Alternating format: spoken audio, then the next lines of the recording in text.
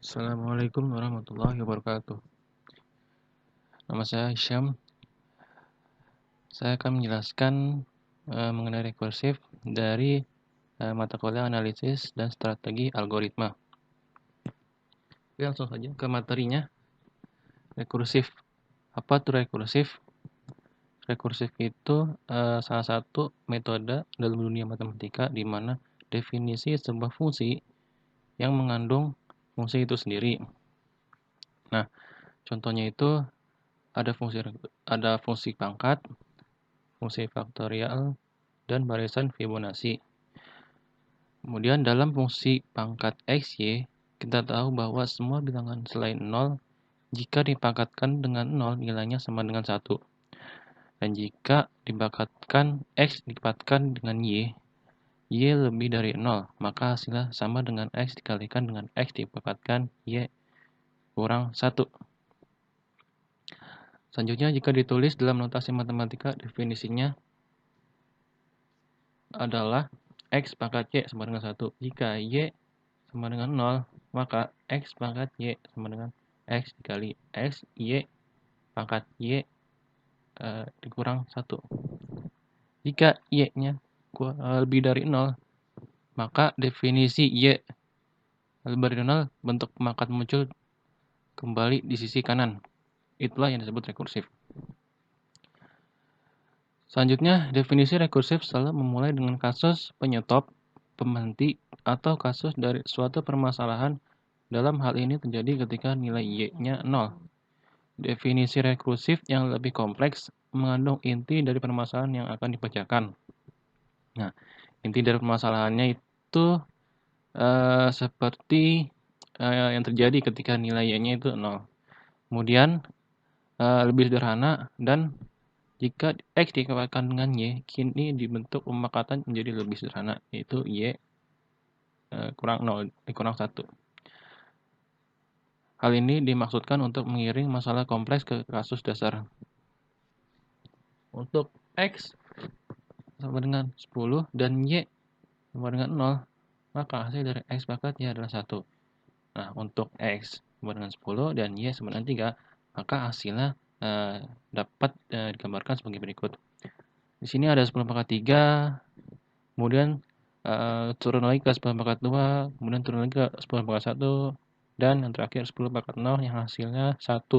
Kemudian kita kalikan yang hasilnya 10, kemudian 10 pangkat 2 yang hasilnya 100, 10 pangkat 3 yang hasilnya 1000. Nah, ini contoh programnya. Bisa dilihat di sini. Saya jelaskan terlebih dahulu di bagian statik.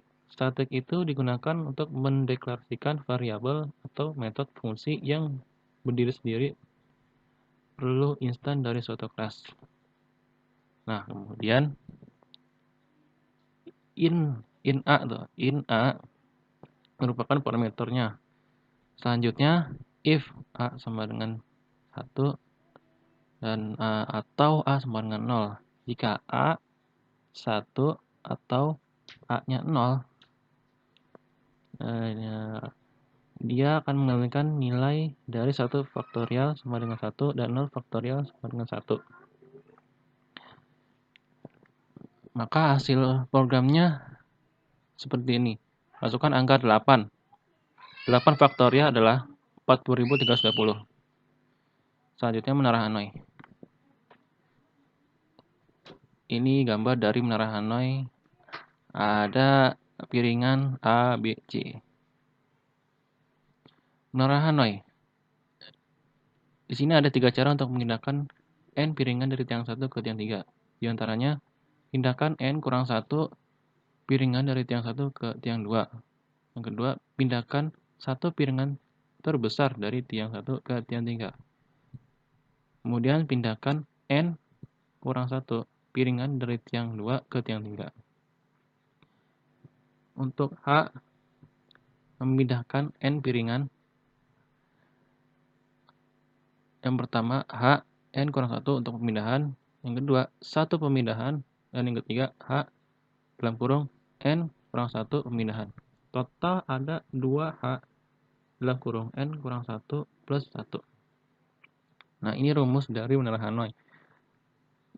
H kurung N sama dengan 2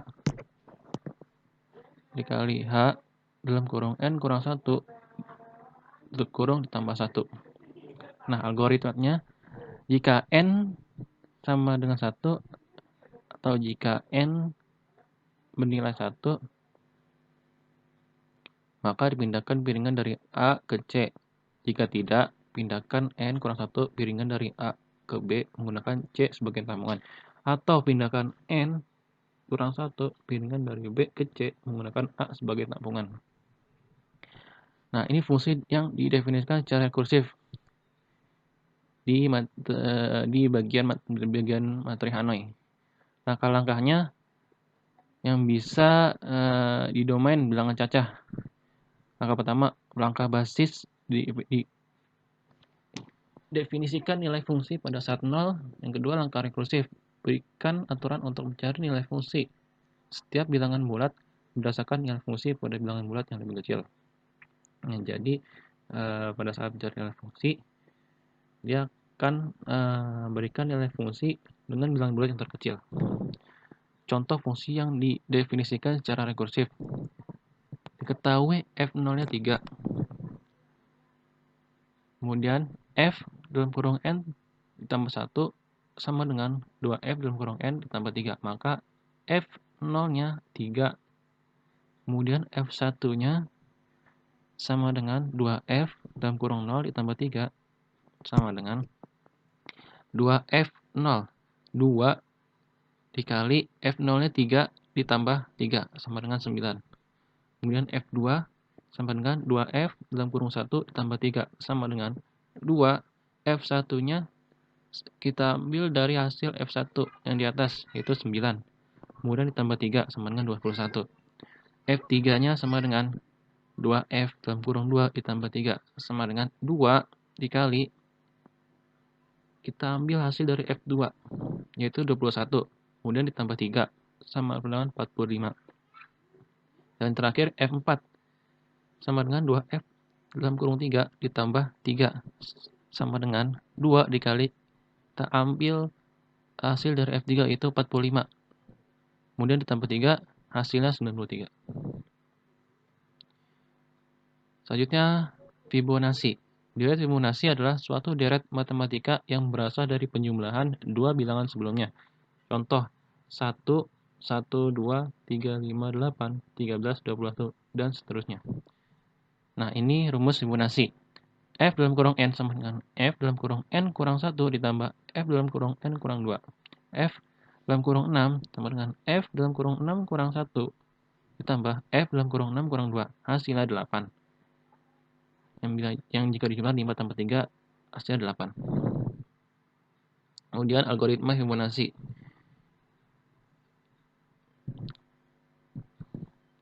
Inilah algoritma Fibonacci, yaitu function Fibonacci. Dalam kurung input n-nya integer. Integer deklarasi lokalnya tidak ada.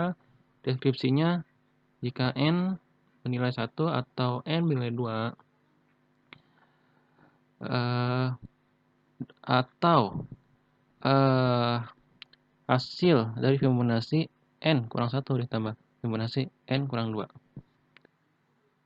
Contoh terkenal bilangan Fibonacci f0 sama dengan 0, f1 sama dengan 1, fn sama dengan fn kurang 1 ditambah fn kurang 2, n sama dengan 2, 3, 4, dan seterusnya.